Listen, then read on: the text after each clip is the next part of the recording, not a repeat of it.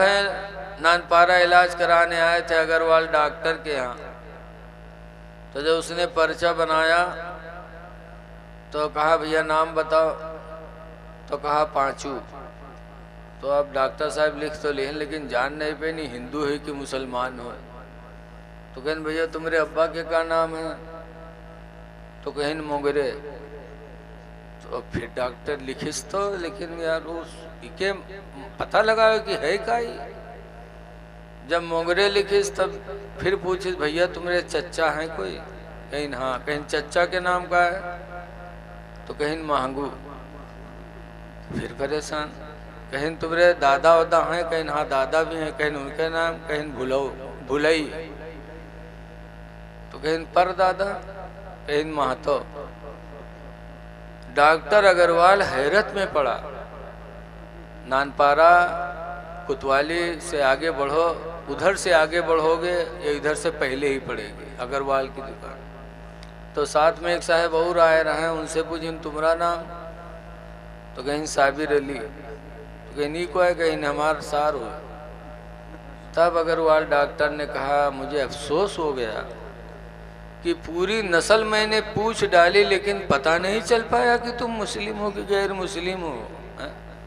तुम्हारे साथ अगर कोई ना आया होता तो कैसे पता चलता? उनका पीछा किया।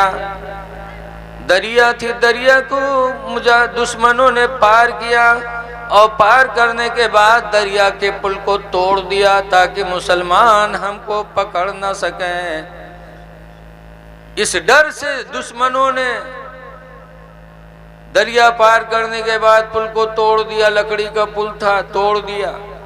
अमर इब्नुल आस जब उन लोगों को पकड़ने के लिए पीछा किए, दरिया पर पहुंचे, देखा कि पुल तोड़ दिया है। तो अमर इब्नुल आस ने दरिया से कहा था, ऐ दरिया तू भी खुदा के हुक्म से बहती है और मैं भी खुदा के हुक्म से निकला हूं, खुदा की राह में जिहाद के लिए निकला हूं। ऐ दरिया तू खुदा के हुक्म से चलती है तो मैं भी खुदा के हुक्म से चला हूं, तू रास्ता दे मुझे। ये कहकर अमर इब्नुल आस ने अपने घोड़े को दरिया में कुदाया। तो रवायतों से साबित है कि पानी इधर का उधर रुक गया और हजरत अमर इब्नुल आस और उनके साथी मुजाहिदीन के घोड़े निकल आए, उनके खुर तक सही नहीं मिले। ये इस्लाम पे नाज था उनको। तो दूसरा सजदा शुक्र में करते थे कि अल्लाह तूने मुझे मुसलमान बना दिया। और आज हम लोग मुसलमान होने को छुपाते हैं। ट्रेन में चले जाओ तो लगत नहीं है कि ये मुस्लिम है कि गैर मुस्लिम। न लिबास से आज मुसलमान पहचाना जाता, न जबान से पहचाना जाता, न शक्ल से पहचाना जाता। अफसोस है कि हम तीन तरीके से पहचाने जाते लेकिन तीनों में से किसी एक से नहीं पहचाने जाते। एक साहब है नानपारा इलाज कराने आए थे अग्रवाल डॉक्टर के यहाँ। तो जब उसने पर्चा बनाया तो कहा भैया नाम बताओ, तो कहा पांचू। तो अब डॉक्टर साहब लिख तो लिखे लेकिन जान नहीं पे नहीं हिंदू है कि मुसलमान हो। तो कहन भैया तुम्हारे अब्बा के क्या नाम है? तो कहन मोगरे। तो फिर डॉक्टर लिखिस तो लेकिन यार उस के पता लगा कि है का ही। जब मोगरे लिखिस तब फिर पूछिस भैया तुम्हारे चच्चा हैं कोई?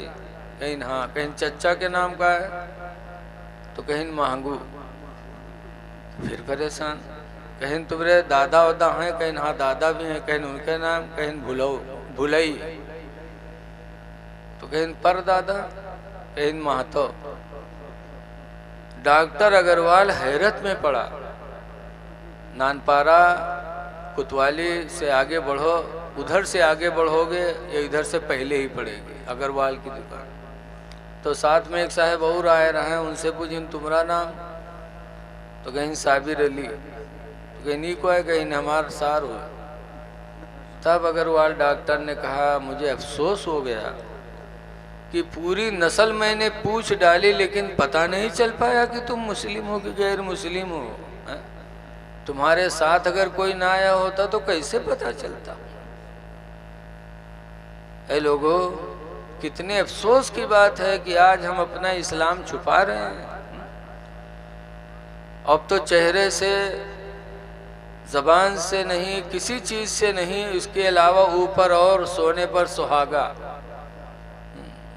अब आज का नौजवान, कुछ साल हुआ गोंडा गया था तो लोग अक्सर मोटरसाइकिल से लेने आते हैं, बस अड्डा ट्रेन, गोंडा स्टेशन ट्रेन पे एक लड़का लेने आया। जब उसके मोटरसाइकिल पर हम पीछे बैठे नू चला तो कुछ दूर चले तो के काने पर निगाह पड़ी तो के भुरकी लटके थे।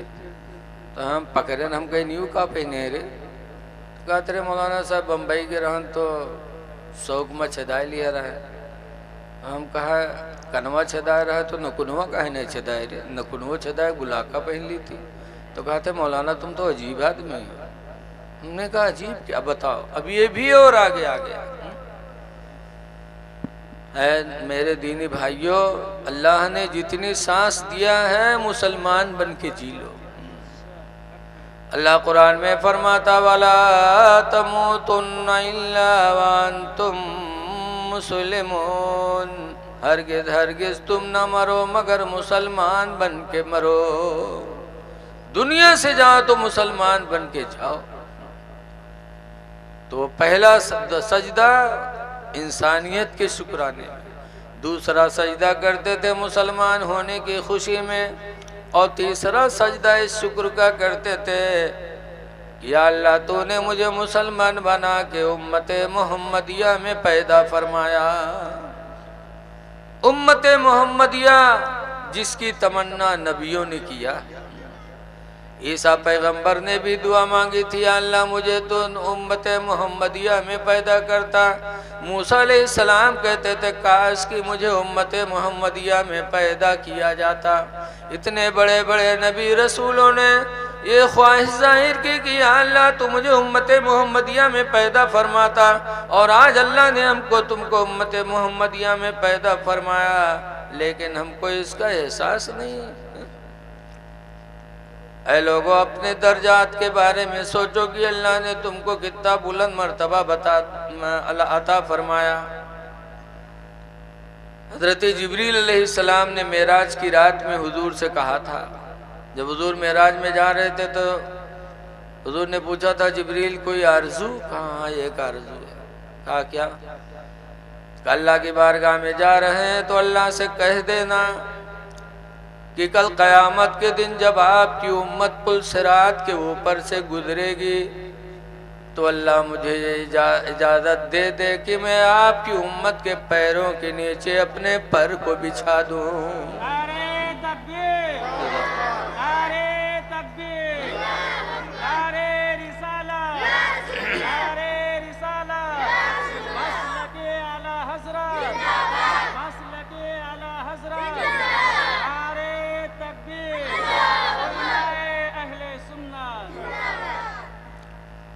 अल्लाह मुझे इजाज़त दे दे कि मैं आपकी उम्मत के पैरों के नीचे अपने परों को बिछा लूं और मेरे पर के ऊपर से आपकी उम्मत गुजर जाए।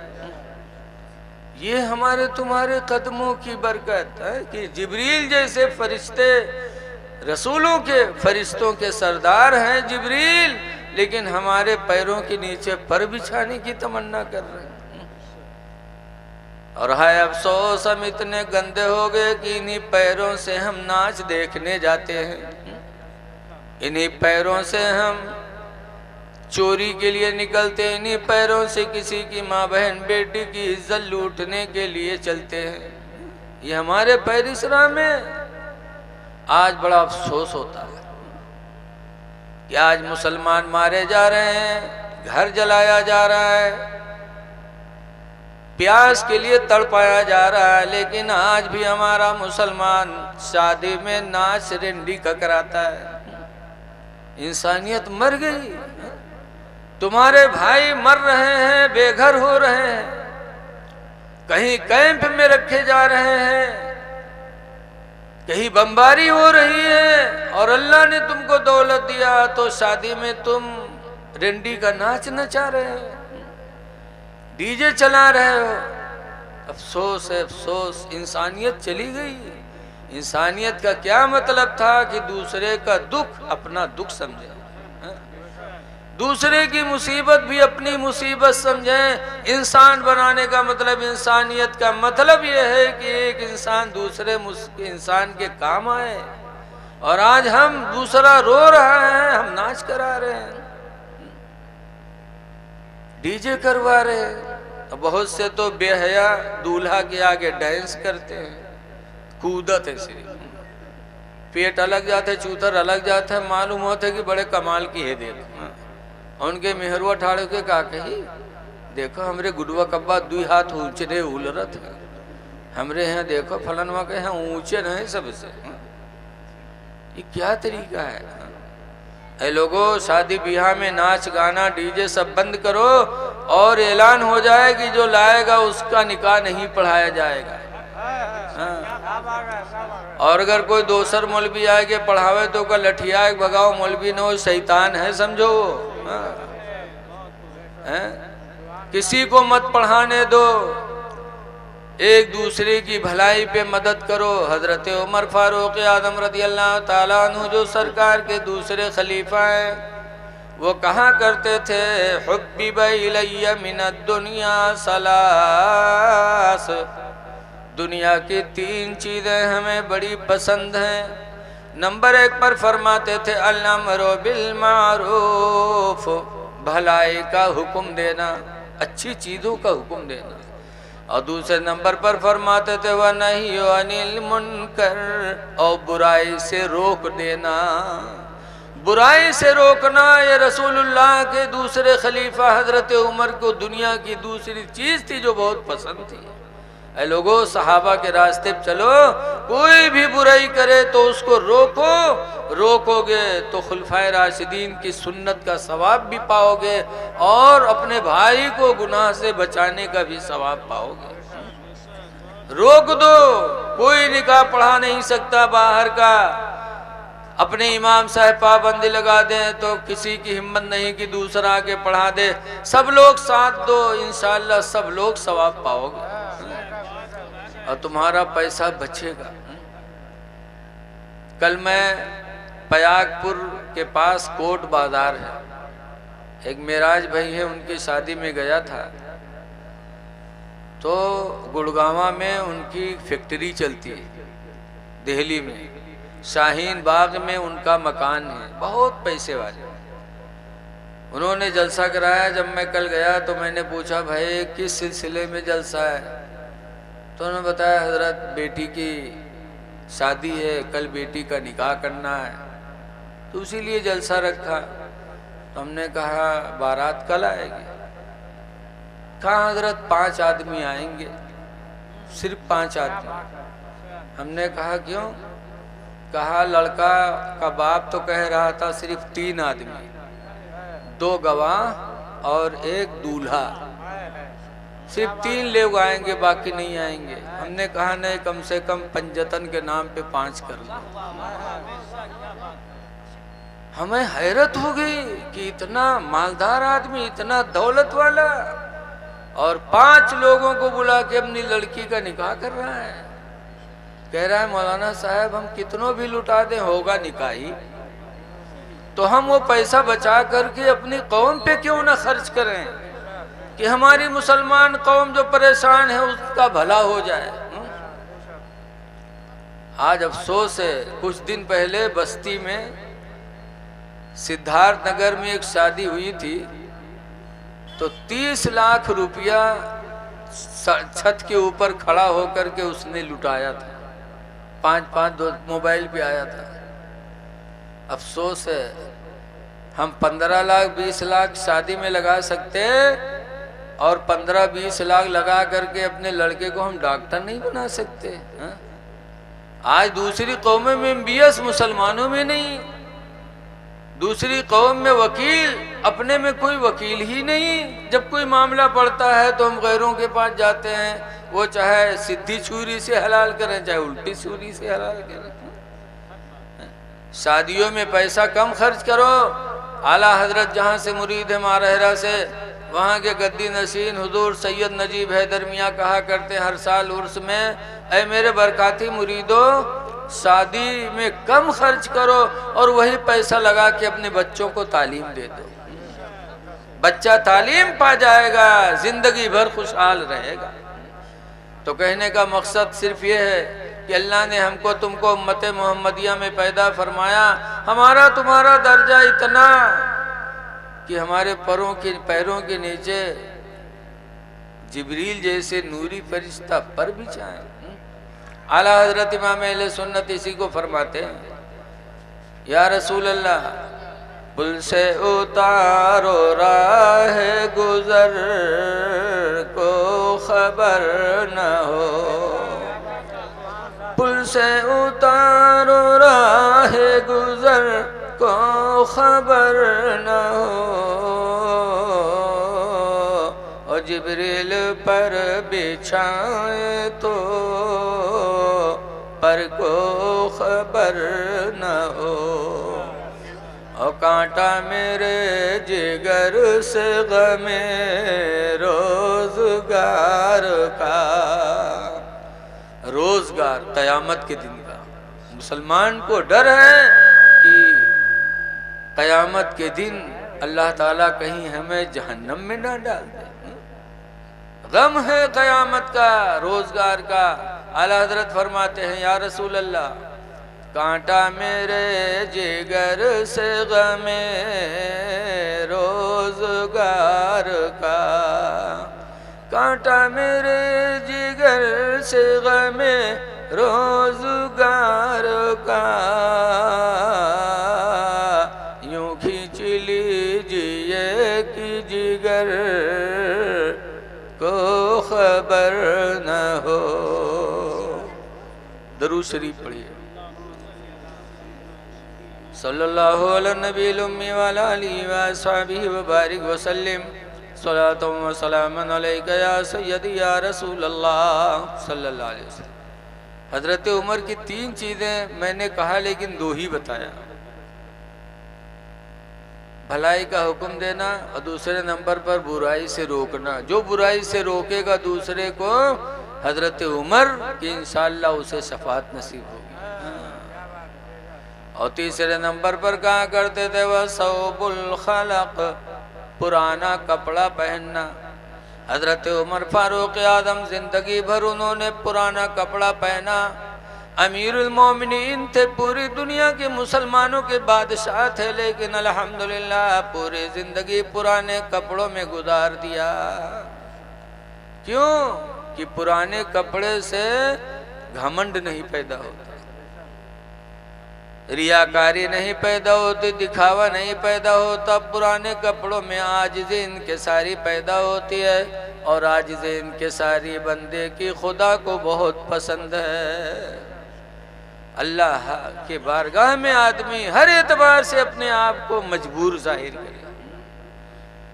तो आप हजरात से गुजारिश है, आप सहाबे किराम की जिंदगी पे नजर डालें। पुराना कपड़ा हजरत उमर फारूक आदम पहनते थे।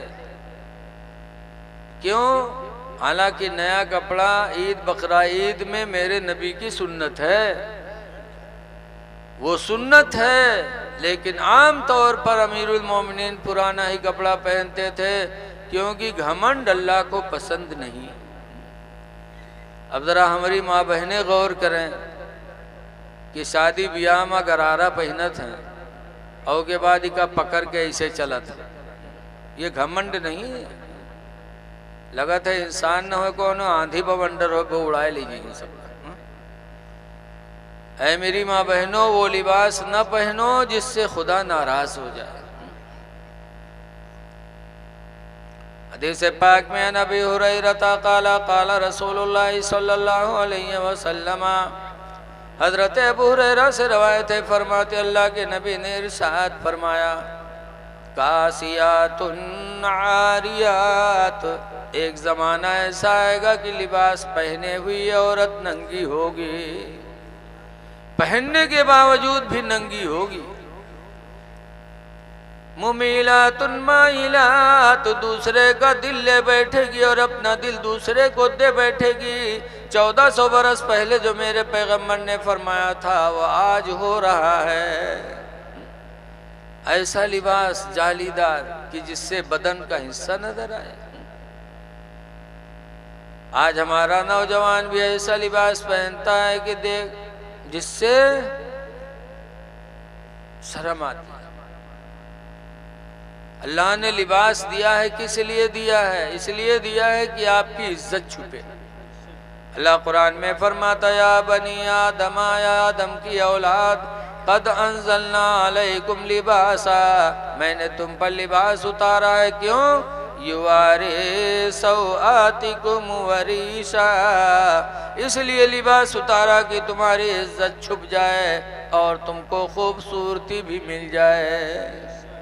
दो मकसद से अल्लाह ने लिबास उतारा है, तो इसलिए इज्जत छुपाना जरूरी है। बहुत सी हमारी माँ बहनें नकाब पहनेंगी, उसके बाद कमर में पट्टी बांधती, ये बहुत बड़ी बेहयाई है जो जायज नहीं है। नकाब किस लिए इजाद हुआ है? इसलिए इजाद हुआ ताकि तुम्हारे बदन की इज्जत की हिफाजत करे। और जब आपने पट्टी बांध लिया कस के कमर में, तो जो मकसद था लिबास का वो मकसद आपने ख़त्म कर दिया।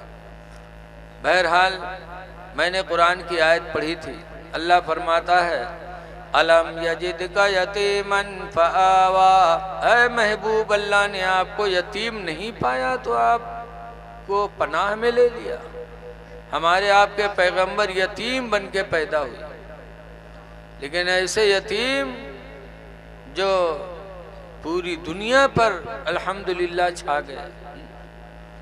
आज भी अगर कोई यतीम होता है बच्चा तो गम न करे, बल्कि ये सोच ले पैगंबर की सुन्नत अदा हो रही है।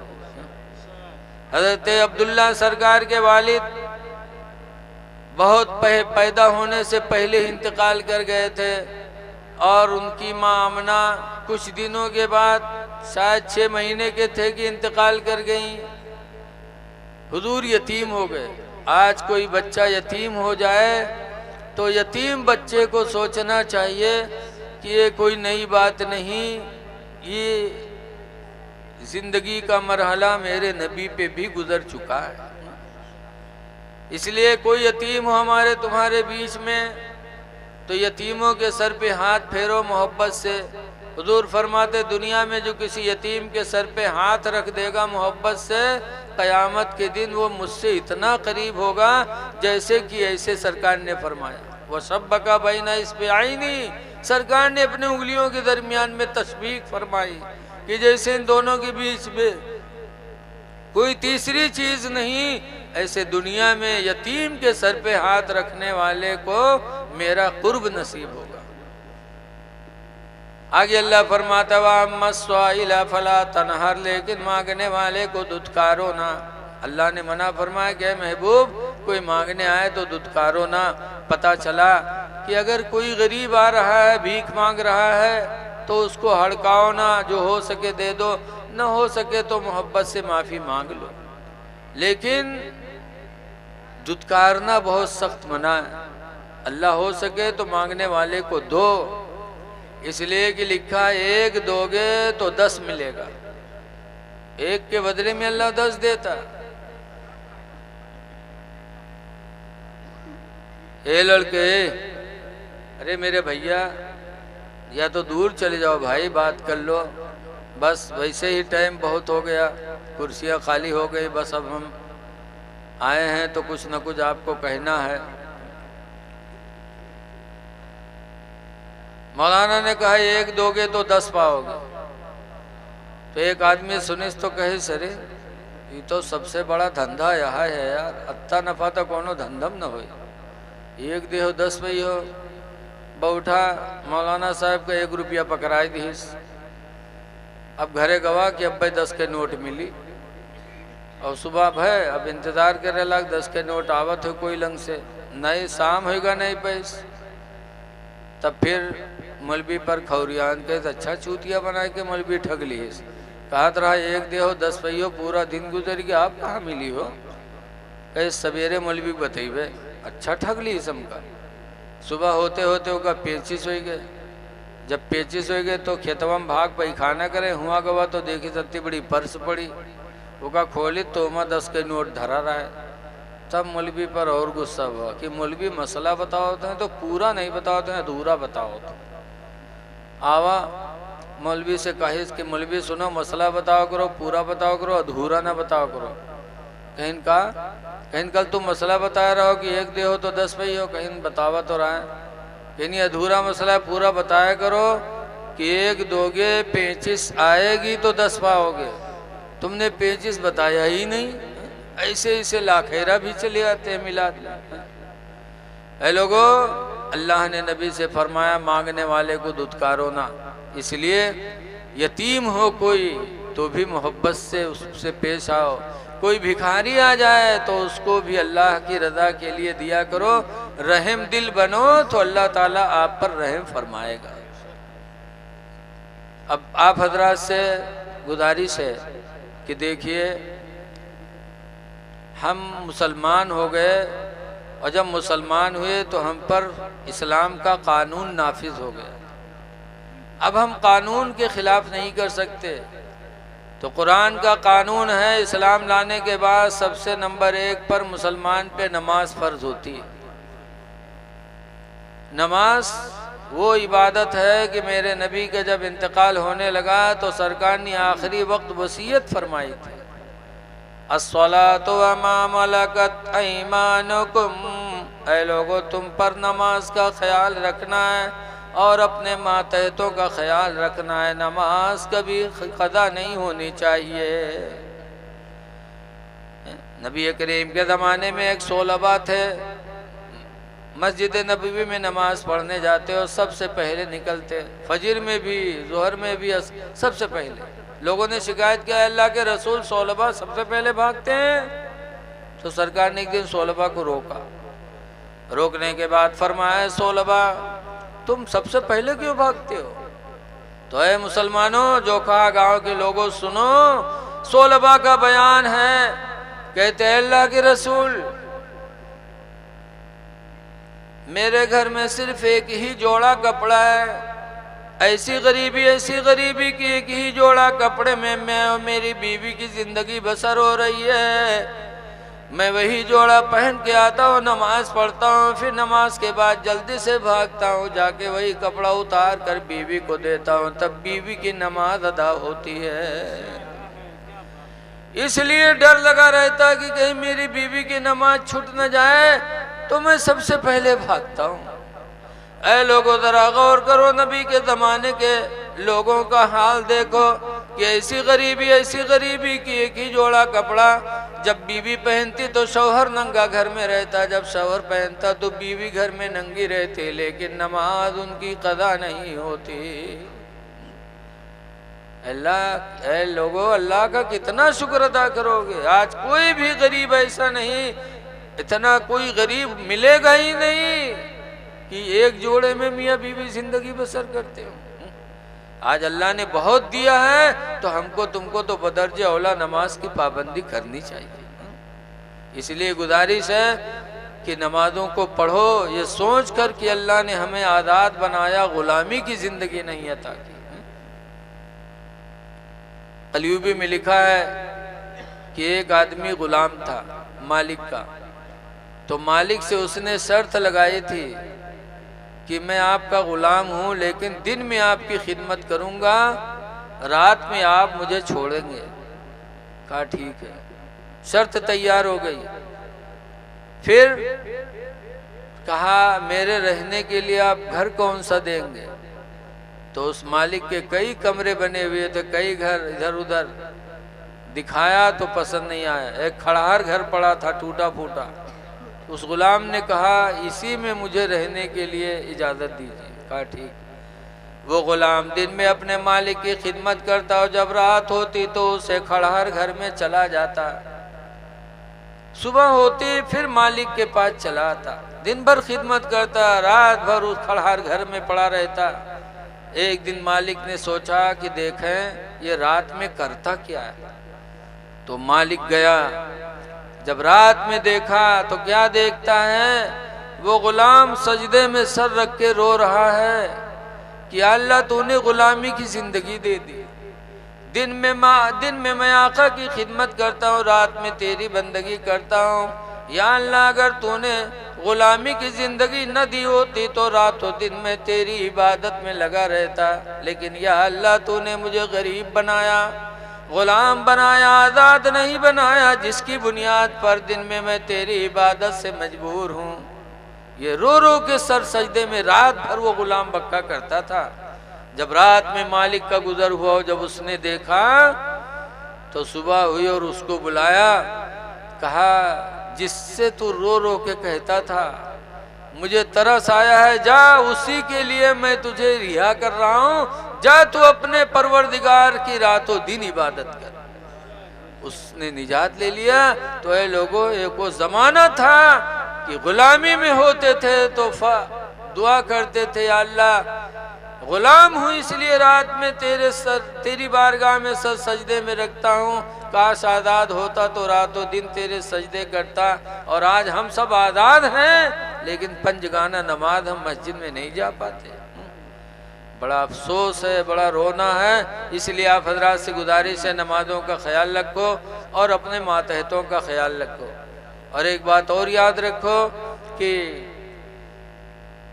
सबसे ज़्यादा इस दुनिया में हमारे एहसान के मुस्तहिक है माँ बाप। इनसे ज़्यादा कोई मुस्तहिक है ही नहीं। अल्लाह दौलत दे तो सबसे पहले माँ बाप पर खर्च करो। मस्जिद मदरसा बाद में है, पहले माँ बाप।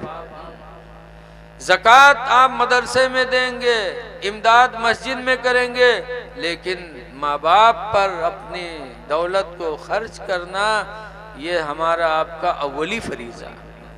इसीलिए कुरान करीम में एक नहीं दो नहीं 17 जगह बार बार अल्लाह ने फरमाया वबिल वालिदैन एहसाना, माँ बाप के साथ एहसान करो। एहसान करो माँ बाप के साथ, क्योंकि उनका तुम पर एहसान बहुत है। अल्लाह ताला हमको तुमको माँ बाप का खिदमत गुजार बनाए और नमाजों की पाबंदी की तौफीक अता फरमाए। आपस में भाईचारगी बरकरार रखो। शिरीनी आ गई है, ठंडक काफ़ी है। अल्लाह ताला इन्हीं चंद बातों को कबूल कर ले और अल्लाह हमको आपको नेक बना दे, साफ बना दे। अस्सलाम वालेकुम। खड़े हो जाइए, सलातो सलाम। मुस्तफ़ा जाने रहमत व सलाती, और नमाज की जगह व तिलावतिल कुरान, और कुरान की तिलावत की जगह है ये मस्जिद, पेशाब पाखाना की जगह नहीं है। सरकार ने जो सर पे हाथ रख के फरमाया तो बोली सरकार के जुल्खुवैसरा के दिल पे लगे और धार मार मार के रोने लगे। जुल्खुवैसरा रोने लगे, उठे गए, पानी लाए और उस मस्जिद के हिस्से को धुला। दूसरे दिन फिर गए और फिर पानी ला करके मस्जिद नबवी के हिस्से को धुला। तीसरे दिन फिर गए, धुला और रो रहे हैं और यही कहते हैं हाय अफसोस की जो जगह इबादत की थी मैंने निजासत कर दिया। लिखा है रवायतों में कि जब तक जुल्खुवैसरा रुए ज़मीन पर जिंदा रहे रोज़ाना जाते थे और उस हिस्से को धुलते थे और रोते थे। ये किस तालीम का असर था? मेरे नबी की मोहब्बत की तालीम का असर।